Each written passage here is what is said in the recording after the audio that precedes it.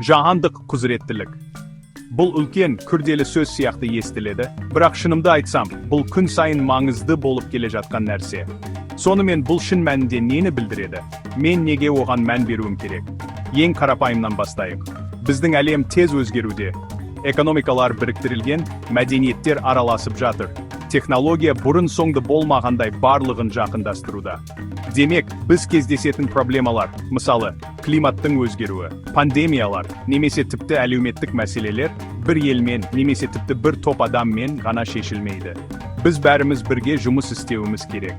Міне, осы жерде жаһандық құзыреттілік маңызды. Оны әлемде не болып жатқанын түсіну, әртүрлі көзқарастардан қарау, және оң әсер ететін әрекеттер жасау қабілеті деп елестетіңіз.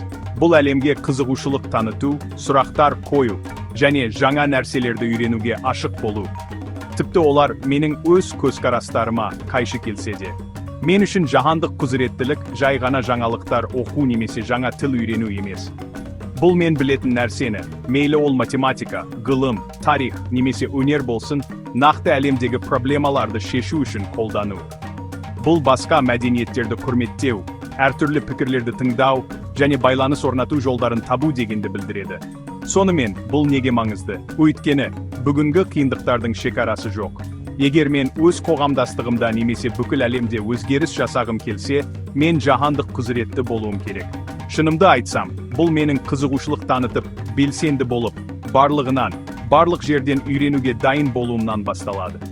Мен осылайша әлемнің нағыз азаматы боламын.